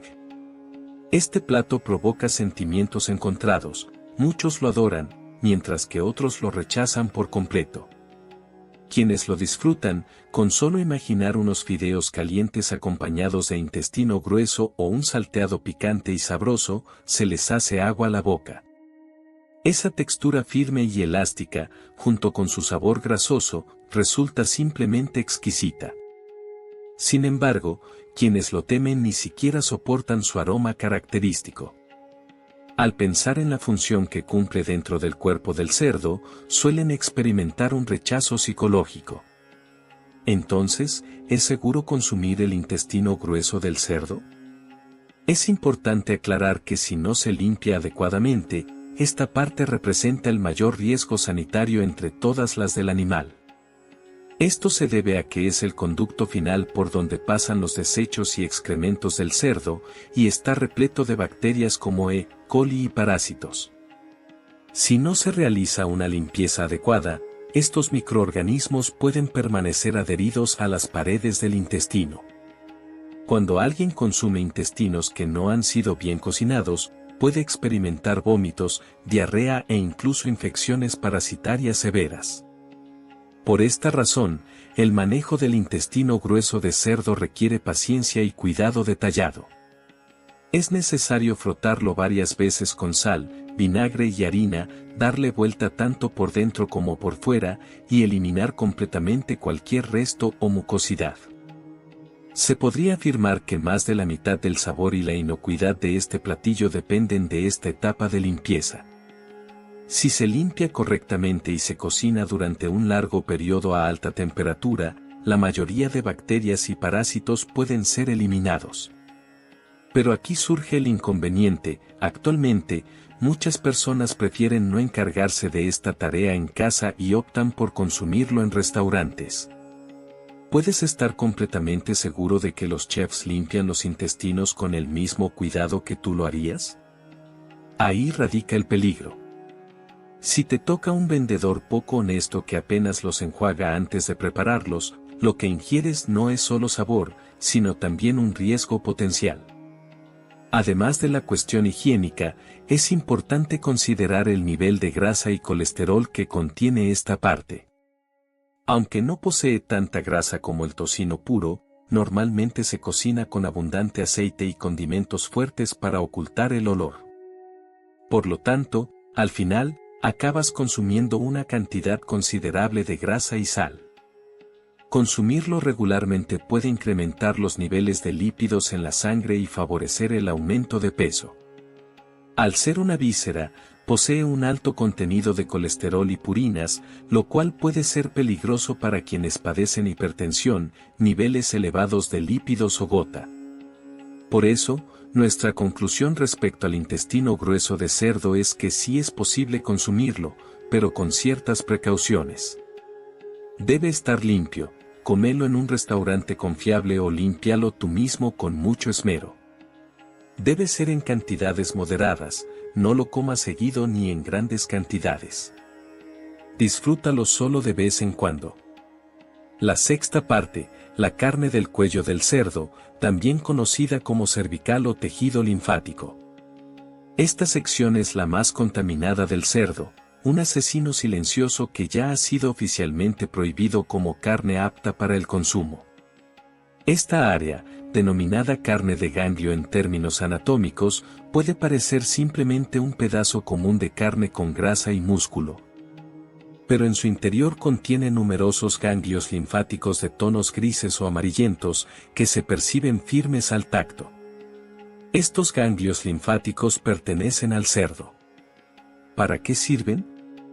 Funcionan como un sistema inmunitario y un centro de filtración de desechos del organismo del animal. Cuando el cerdo está enfermo o presenta inflamación interna, los ganglios acumulan bacterias, virus y toxinas, por lo que pueden estar cargados de restos de microorganismos, sustancias tóxicas e incluso pesticidas. Por otro lado, los productores de cerdos frecuentemente aplican medicamentos en esta zona del cuello, lo que puede dejar residuos de antibióticos y otros fármacos dentro de estos ganglios. Esta porción de carne está realmente llena de virus y toxinas. Pero eso no es todo, lo que resulta más riesgoso es la glándula tiroides, que también se encuentra cerca del cuello. Esta glándula posee una gran cantidad de hormonas tiroideas, las cuales son muy potentes y resistentes al calor. Ya sea que la hiervas, la haces o la frías, es complicado eliminar por completo estas sustancias. Si alguien consume sin querer partes de la glándula tiroides del cerdo, es como si se inyectara una hormona muy fuerte, lo que puede desencadenar síntomas de intoxicación tiroidea como palpitaciones, dificultad para dormir, ansiedad, sudoración, e incluso convulsiones o desmayos. En el pasado se han registrado incidentes reales de intoxicaciones masivas por el consumo de tiroides de cerdo, por lo que no resulta exagerado afirmar que esta parte es más nociva que otras vísceras. Debido a su alto riesgo, la normativa obliga a que en los mataderos oficiales se retiren por completo los ganglios linfáticos y la glándula tiroides del cerdo, considerándolos como residuos no aptos para el consumo. Sin embargo, en la práctica, siempre existen vendedores sin ética que, con tal de obtener ganancias, comercializan esa carne a precios muy bajos, como sucede con la carne del cuello de cerdo, que suele rechazarse, o la carne proveniente de ganglios linfáticos.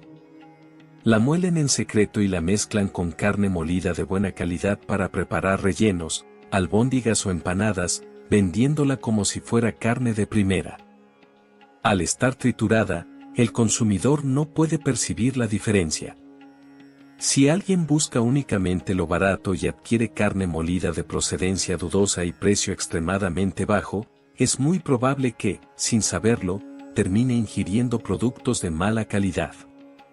Consumir este tipo de carne en pequeñas porciones durante un periodo prolongado no causará una intoxicación inmediata, pero los virus, bacterias y residuos de medicamentos presentes pueden afectar el organismo de manera gradual y acumulativa. Entonces, ¿cómo podemos protegernos las personas comunes? Ten presente esta recomendación fundamental: adquiere carne solo en supermercados, tiendas o mercados que estén regulados y sean confiables. Evita dejarte llevar por la tentación de ahorrar comprando carne molida a granel de origen desconocido y a precios sospechosamente bajos. Al momento de comprar carne, también es útil fijarse en ciertos detalles. La carne de cerdo fresca debería presentar un color rojo vivo o rosado, con un brillo natural. Si la carne luce opaca, sin vida, con una textura blanda, y al cortarla se notan tejidos granulosos o con formas extrañas, es motivo para estar alerta. Se puede afirmar que la carne y los ganglios linfáticos ubicados en el cuello del cerdo son verdaderas zonas tóxicas del animal. Mientras que otras partes mencionadas anteriormente solo representan un peligro si se consumen en cantidades excesivas, esta zona puede resultar dañina incluso con una sola porción. Muy bien, amigos, hasta este punto hemos repasado las 6 áreas más nocivas del cerdo, desde el cerebro, que contiene un alto nivel de colesterol, hasta el hígado y los riñones, que pueden acumular metales pesados. Pasando por los pulmones y los intestinos, que necesitan una limpieza minuciosa, y por último, la carne del cuello, que debería evitarse completamente. Nos damos cuenta de que muchas de las advertencias populares no son simples creencias sin fundamento, la mayoría cuentan con respaldo científico, aunque en ocasiones se exageran. Entonces, ¿significa esto que debemos dejar de consumir carne de cerdo para siempre? Definitivamente no. La finalidad de este video no es generar miedo, sino brindar conocimiento sobre la carne de cerdo, aprender a reconocer qué partes pueden representar un peligro para la salud y estar alerta. Lo más relevante es evitar las zonas realmente tóxicas que están prohibidas por la ley para su venta, como los ganglios del cuello o las fibras mal procesadas del cuerpo del cerdo. Si compras carne únicamente a través de canales oficiales y confiables, podrás minimizar casi en su totalidad el riesgo más alto. Respecto a las vísceras como el cerebro, el hígado, los riñones y los intestinos, todos ellos con un alto contenido de colesterol y considerados de riesgo, recuerde 4 términos clave: moderar cantidad y frecuencia. Si disfruta de consumirlos, está bien, pero hágalo con mesura. Ingiéralos ocasionalmente, como un plato especial, no como una comida habitual. Al momento de comprar carne, no se enfoque únicamente en el precio bajo. El dicho "lo barato sale caro" aplica mucho en lo que respecta a la seguridad alimentaria. A mayor calidad, mayor costo. Escoger productos limpios, frescos y de procedencia confiable es una manera de proteger su salud y la de sus seres queridos. Nuestros antepasados, en épocas de escasez, supieron aprovechar cada parte del cerdo para preparar platillos sabrosos. Eso refleja creatividad y conocimiento. Sin embargo, hoy en día, con mayor abundancia, contamos con los recursos y la información para optar por alternativas más saludables y seguras. Y si desea seguir recibiendo recomendaciones de salud basadas en evidencia científica que realmente puedan mejorar su vida. Nos vemos en el próximo video. ¿Está convencido de que hacer ejercicio es indispensable para conservar la salud a medida que se envejece? En mi trayectoria de 65 años cuidando articulaciones y huesos, he visto que el 99% de las personas tienen una percepción errónea sobre este tema. ¿Me creería si le dijera que esa rutina que practica a diario creyendo que es buena para su bienestar, en realidad, podría estar reduciendo su esperanza de vida y llevándolo directo a una cama de hospital? Mi nombre es Dr. Austin Clark, soy especialista en medicina interna. A lo largo de estas 6 décadas y media, he atendido a decenas de miles de pacientes, ayudando a recuperar articulaciones dañadas y corrigiendo espaldas deformadas. Hoy en día, muchos médicos jóvenes se guían únicamente por lo que dicen los manuales o los estudios científicos más recientes. En cambio, yo he dedicado la mayor parte de mi vida profesional a tratar directamente a personas mayores como usted. Hablo desde el conocimiento que proviene de ver y sentir el sufrimiento humano, no desde lo que se aprende en una página impresa. Es como si un abuelo afectuoso advirtiera con cariño a su nieto: por favor, nunca hagas esto. Recuerdo al señor Peter Jackson, de 72 años, quien viajó desde Seongnam, en la provincia de Gyeonggi. Me compartió que, desde que se retiró, su mayor satisfacción era subir semanalmente al monte Cheongyesan y al Gwanaksan. Un día comenzó a sentir molestias en la rodilla, pero pensó: es algo normal al ejercitarse, seguro los músculos se están fortaleciendo, y no le prestó demasiada atención. Sin embargo, terminó colapsando durante una caminata y tuvo que ser trasladado de urgencia a mi centro médico en una ambulancia. El diagnóstico fue devastador: casi no quedaba cartílago en su rodilla, y se le detectó artrosis degenerativa en etapa avanzada. Entre sollozos me dijo: doctor, mientras muchos apenas pueden andar, yo estaba orgulloso de subir montañas con energía. ¿Cómo terminé así? Ese instante me dejó una lección muy clara: no es la cantidad de ejercicio lo que importa, sino cómo se realiza y su calidad. ¿Y usted, está seguro de que los ejercicios que hace a diario realmente benefician su salud? Tal vez realiza abdominales todos los días para eliminar grasa abdominal, rota el cuello para aliviar la tensión o hace press de piernas en el gimnasio buscando fortalecer los muslos. La realidad es que ciertas rutinas físicas podrían estar afectando de manera gradual, pero constante, sus articulaciones y su columna. Sin embargo, no se alarme de inmediato.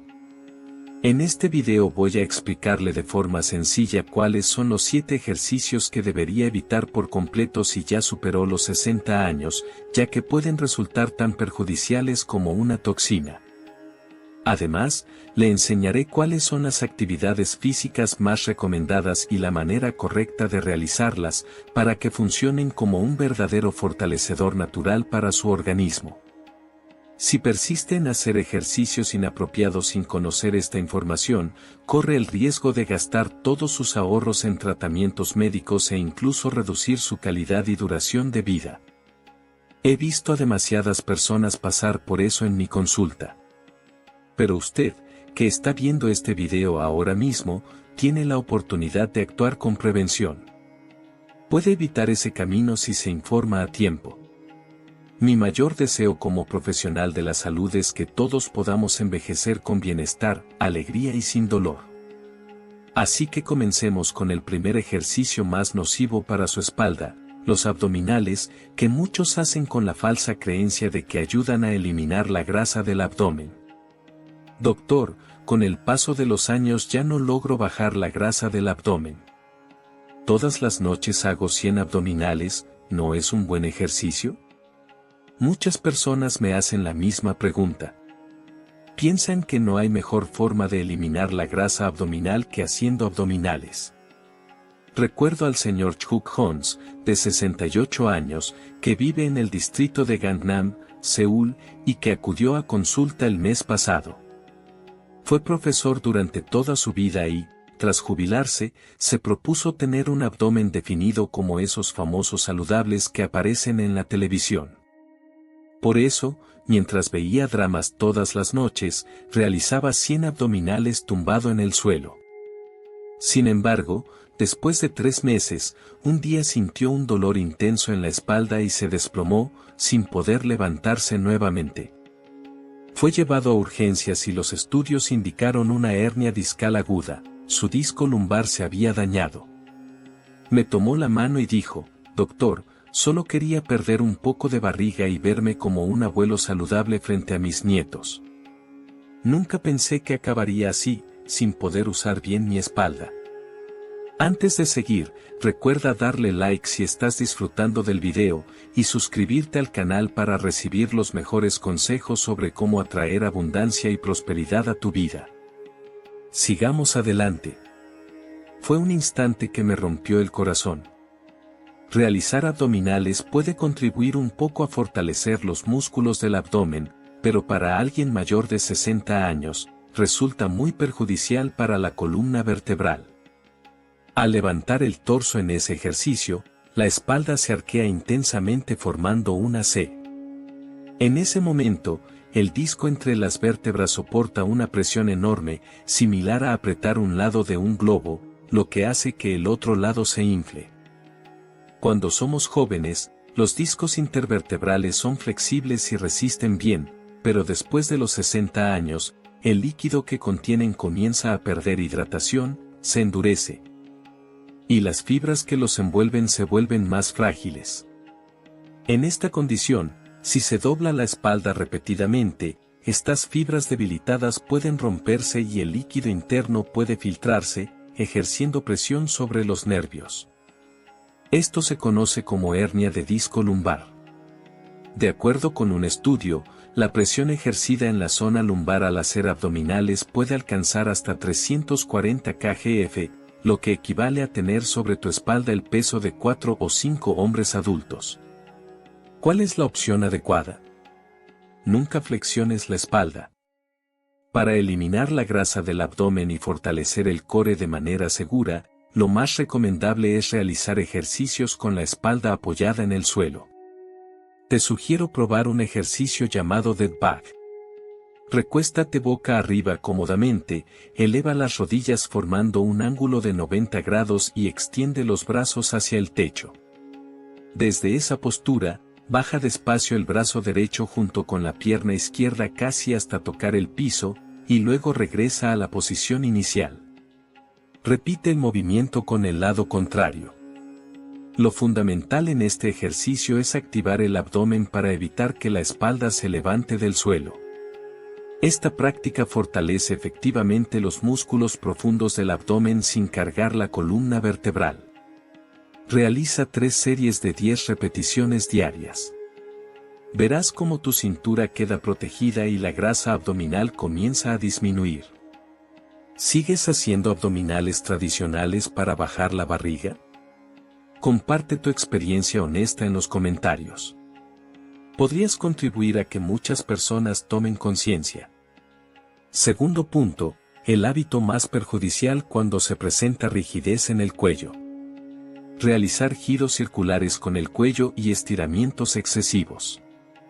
A medida que envejecemos, es común experimentar rigidez en la parte posterior del cuello y tensión frecuente en los hombros. Muchas personas, intentando aliviar estas molestias, giran el cuello una o dos veces en círculos, creyendo que esto relajará la zona. La señora Lydia Carlson, de 75 años y habitante de Suwon, era una de esas personas. Su actividad favorita diaria era tejer, pero con frecuencia sentía rigidez en el cuello, por lo que solía hacer amplios movimientos circulares con el cuello de manera habitual. Al ver que quienes la rodeaban lo hacían también, asumió que era lo correcto. Sin embargo, un día, mientras giraba el cuello como de costumbre, oyó un chasquido súbito y percibió una especie de descarga eléctrica que descendía desde el brazo hasta los dedos. En un primer momento, creyó que era una fuerte contractura muscular y aplicó un parche analgésico, pero con el paso de los días, la sensibilidad en su brazo se redujo y perdió fuerza, llegando al punto de no poder siquiera sostener una cuchara. Finalmente, su hija la llevó al hospital y, tras realizarle varios estudios, le diagnosticaron una hernia cervical con compresión de la raíz nerviosa. El disco situado entre las vértebras del cuello se había desplazado y estaba ejerciendo una fuerte presión sobre el nervio que se dirige hacia el brazo. Ella solo buscaba aliviar la rigidez en el cuello y, entre lágrimas, comentó que si hubiera sabido que eso le impediría usar el brazo, nunca lo habría hecho. Nuestra columna cervical está compuesta por 7 vértebras pequeñas, separadas por discos que actúan como amortiguadores. Sin embargo, girar el cuello en círculos completos de 360 grados genera una tensión anormal y excesiva en las articulaciones cervicales. En particular, al inclinar la cabeza hacia atrás, los espacios entre las vértebras se estrechan rápidamente, comprimiendo los discos y afectando los orificios por donde pasan los nervios. En personas mayores de 60 años, cuyos discos están ya desgastados y pueden presentar espolones óseos, este movimiento puede irritar directamente los nervios o, en casos más graves, presionar los vasos sanguíneos y bloquear la circulación descendente. Esto puede provocar mareos o incluso desencadenar un accidente cerebrovascular. Se trata de un gesto sumamente riesgoso. ¿Cuál es la opción correcta? Mueve el cuello con suavidad solo hacia adelante, hacia atrás y hacia los lados. La clave para estirar el cuello está en aplicar una presión ligera. Siéntate erguido, apoyando la espalda contra el respaldo de la silla. Con la mano derecha, agarra el lado izquierdo de la cabeza y tira suavemente hacia la derecha durante 15 segundos. Luego, haz lo mismo del otro lado. Después, entrelaza los dedos detrás de la cabeza, inclina el cuello hacia adelante y sostén esa posición por 15 segundos. Finalmente, coloca ambos pulgares bajo el mentón y dirige la mirada hacia el techo durante otros 15 segundos. Evita realizar movimientos bruscos o forzar el cuello. Concéntrate solo en la sensación de un estiramiento leve, dentro de un rango que no provoque dolor. Si practicas esta rutina de estiramiento cervical de manera constante, notarás una disminución importante de la rigidez y una mejora en tu postura. ¿Tú también tienes el hábito de girar el cuello sin pensarlo? Es un gesto riesgoso que deberías evitar a partir de hoy. Tercero, el ejercicio que provoca desgaste en el cartílago de la rodilla, la máquina de prensa de piernas. En los gimnasios, uno de los movimientos que genera mayor confianza entre los adultos mayores es la prensa de piernas. Al realizarse sentado y empujando una plataforma con los pies, muchas personas creen que no representa una carga para las rodillas. Incluso suelen decir, en mis tiempos tenía mucha fuerza, y colocan una gran cantidad de peso en el aparato. El señor Winston E. Johnson, de 71 años y habitante de Incheon, era uno de ellos. Había oído que unos muslos fuertes protegen las articulaciones de las rodillas, por eso cada vez que iba al gimnasio se sentaba en la prensa y empujaba cargas que superaban los 100 kilos. Cuando somos jóvenes, los discos intervertebrales tienen flexibilidad y pueden soportar la presión adecuadamente, pero a partir de los 60 años, el líquido contenido en ellos se deshidrata y endurece, mientras que el anillo fibroso que los envuelve se debilita.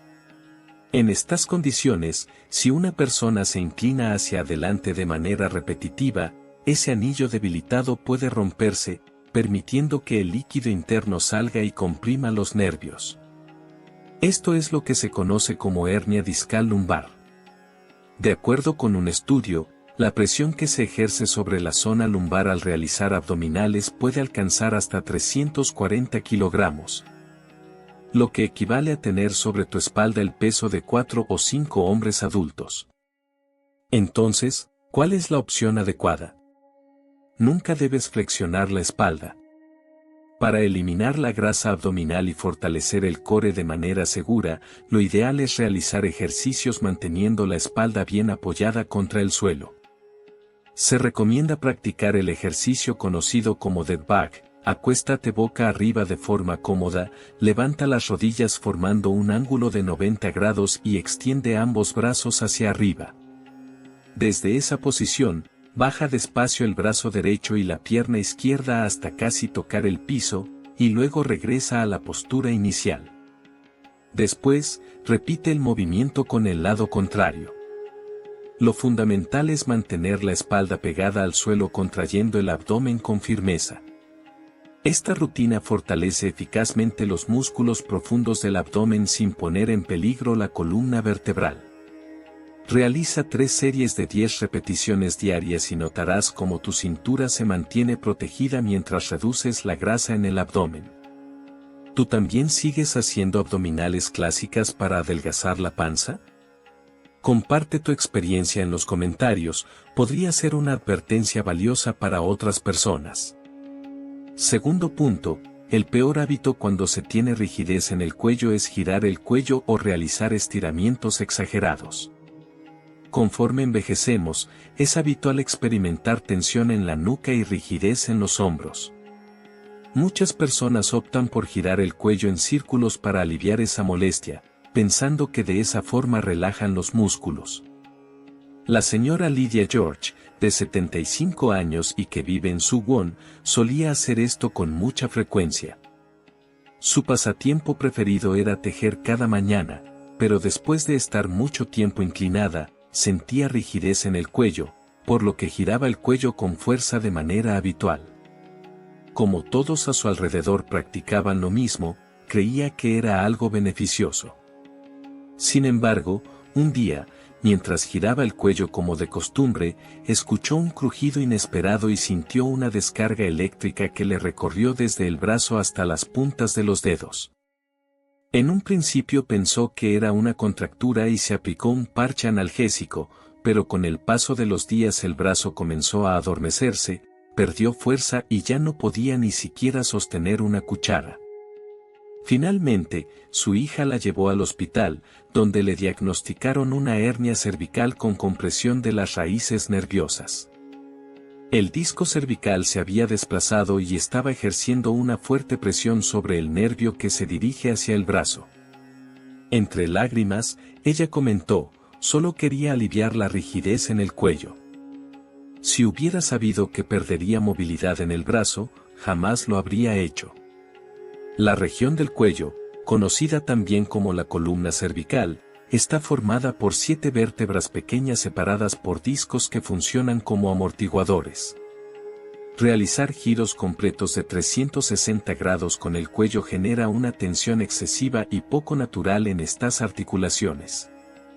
En particular, al inclinar la cabeza hacia atrás, los espacios entre las vértebras se estrechan considerablemente, comprimiendo los discos y afectando los nervios ubicados en la parte posterior.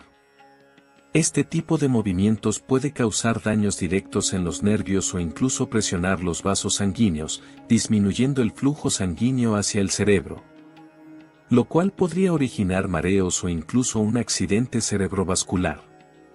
Esta práctica resulta sumamente riesgosa, sobre todo en personas mayores de 60 años, cuyo desgaste en los discos y posible formación de crecimientos óseos anormales, osteofitos, agravan la situación. ¿Cuál es la forma adecuada? Desplaza el cuello suavemente hacia adelante, hacia atrás y lateralmente. La clave para estirar la zona cervical está en aplicar una presión leve y controlada. Siéntate derecho con la espalda apoyada en una silla. Con la mano derecha, sujeta el lado izquierdo de la cabeza y tira suavemente hacia la derecha. Mantén la posición 15 segundos. Repite del lado opuesto. Luego, entrelaza los dedos detrás de la cabeza y baja suavemente el mentón hacia el pecho por 15 segundos. Finalmente, apoya ambos pulgares bajo la mandíbula, mira hacia el cielo y mantén por 15 segundos. Nunca realices movimientos bruscos ni rebotes. Solo estira dentro de un rango que te resulte cómodo y sin causar dolor. Con esta sencilla rutina de estiramiento constante, puedes disminuir notablemente la rigidez en el cuello y mejorar tu postura. ¿También tenías el hábito de girar el cuello sin pensarlo? Si es así, es momento de abandonar esa costumbre desde hoy. Tercer punto, el ejercicio que puede dañar el cartílago de las rodillas, la máquina de prensa de piernas. En los gimnasios, uno de los equipos que muchos adultos mayores usan con más seguridad es la prensa de piernas. Debido a que se realiza sentado y el esfuerzo se hace con los pies, muchos piensan que no implica una sobrecarga para las rodillas. Es habitual escuchar a personas decir, antes yo era fuerte, y añadir mucho peso al hacer este ejercicio. El señor Winston E. Johnson, de 71 años y habitante de Incheon, era un ejemplo de ello. Él había oído que tener muslos fuertes ayuda a proteger las rodillas, así que cada vez que acudía al gimnasio se sentaba en la máquina y empujaba más de 100 kilogramos. Partiendo desde una postura a 4 apoyos, exhala mientras arqueas la espalda hacia arriba y luego inhala mientras doblas suavemente la parte baja de la espalda y levantas la cabeza. Repite este movimiento de manera pausada. Este ejercicio es uno de los estiramientos más efectivos, ya que favorece la movilidad de la columna vertebral y relaja de forma delicada los músculos a su alrededor. Sin embargo, que una sensación sea placentera o que alguien asegure que es beneficioso no implica necesariamente que sea conveniente para tu cuerpo. Sobre todo a partir de los 60 años, la seguridad debe ser el aspecto principal en cualquier actividad relacionada con la salud. Quinto punto, realizar ejercicios con pesas inclinando el torso lateralmente para reducir los rollitos a los costados puede perjudicar la zona lumbar. Con el paso del tiempo, es común que la grasa localizada en los lados del abdomen, conocida como rollitos de amor, se haga más visible. Muchas personas intentan eliminar esta grasa sosteniendo una mancuerna en cada mano y flexionando el cuerpo hacia un lado y luego al otro, de forma alterna. Esta práctica es común de observar tanto en gimnasios como en espacios al aire libre. Cuando la señora George Steps, de 67 años y residente en Daejeon, acudió a mi consulta, me relató que había realizado este ejercicio diariamente durante más de un año. Al notar que los rollitos en los costados disminuían, lo hacía con mucho entusiasmo. Sin embargo, un día comenzó a experimentar un dolor agudo, similar a una descarga eléctrica, que se extendía desde la pelvis derecha hasta la pierna cada vez que enderezaba la espalda. Al principio pensó que se trataba de una simple contractura muscular, pero el malestar fue aumentando hasta el punto de que apenas podía caminar más de 10 minutos. Después de realizarse una radiografía y una resonancia magnética, le diagnosticaron estenosis foraminal lumbar, una afección en la que los pequeños canales en la parte posterior de las vértebras, por donde pasan los nervios, se estrechan y ejercen presión sobre ellos. En el caso de la señora George, el gesto repetitivo de inclinar el torso hacia los costados mientras sostenía mancuernas generó una presión inusual sobre las articulaciones de la columna vertebral, lo que provocó un engrosamiento en ellas y, a su vez, disminuyó aún más el espacio por donde pasan los nervios. Lo que empezó como un intento por reducir la grasa lateral terminó ocasionándole un problema serio en la columna. Doctor, si hubiera sabido esto, habría preferido quedarme con los rollitos, me comentó con tristeza, y debo admitir que a mí también me conmovió escucharla. Inclinarse hacia los lados con mancuernas se activa los músculos laterales, pero el inconveniente radica en la presión lateral que se ejerce sobre la columna. Al inclinar el cuerpo con peso hacia un costado, el disco intervertebral y las articulaciones posteriores de esa zona se comprimen intensamente. En una columna que ya presenta cambios degenerativos asociados a la edad, someterla repetidamente a esta presión desigual puede agravar la artrosis, deteriorar los discos y reducir aún más el espacio del canal o de los orificios vertebrales. Además, este ejercicio tiene un efecto mínimo para disminuir la grasa lateral. De hecho, puede incrementar el volumen muscular de esa área, haciendo que la cintura luzca más ancha. ¿Cuál es la opción adecuada? El ejercicio más seguro y eficaz para disminuir la grasa lateral y fortalecer la zona central del cuerpo es la plancha lateral, side plank. Túmbate de lado en el suelo, apóyate sobre el antebrazo que queda abajo y eleva las caderas hasta que tu cuerpo quede alineado en línea recta. Mantén esta posición entre 20 y 30 segundos. Al inicio puede resultar complicado, por lo que puedes empezar con una variante más sencilla apoyando la rodilla que queda en el suelo. Este ejercicio fortalece los músculos laterales y el core en su totalidad sin flexionar la columna, manteniéndola en una postura neutral y sin someterla a cargas.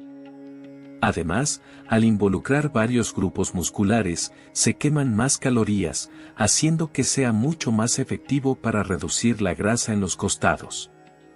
Ten presente que no existen ejercicios que eliminen grasa de forma localizada.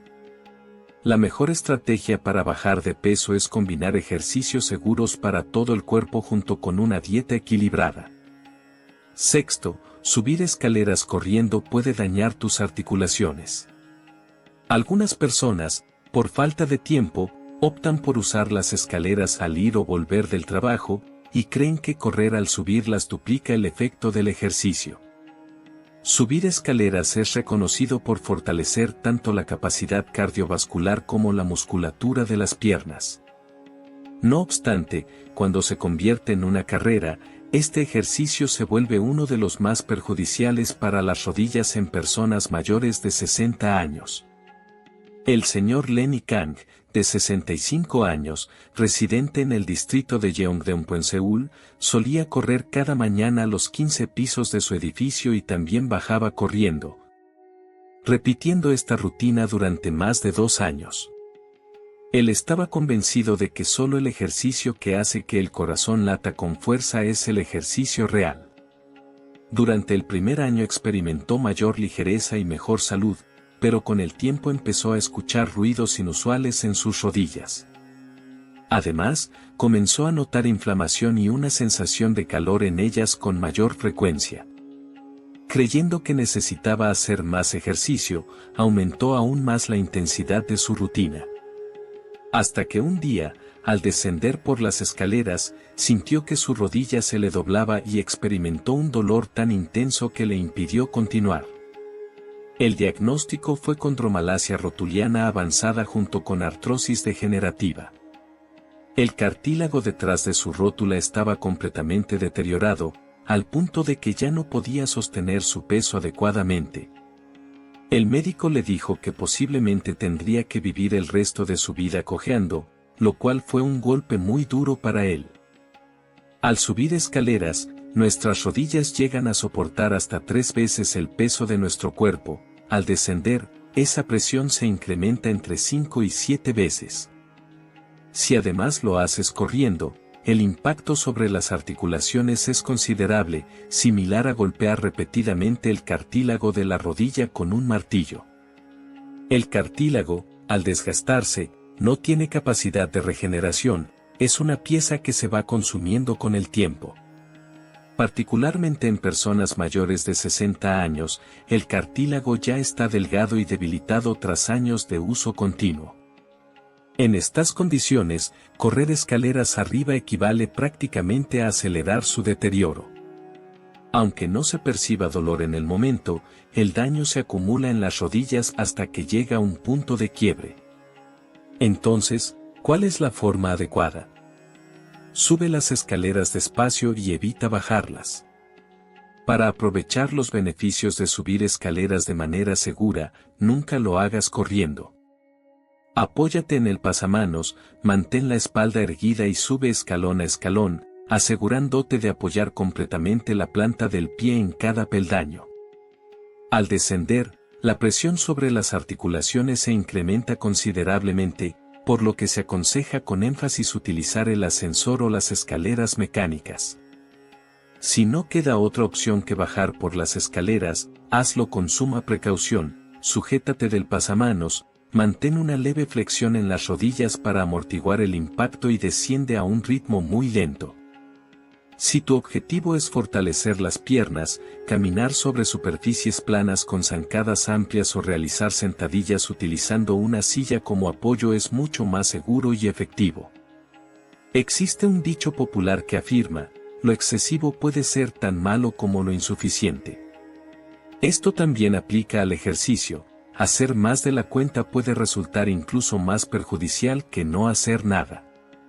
Es fundamental evitar, en la medida de lo posible, los ejercicios que generen impactos fuertes sobre las articulaciones.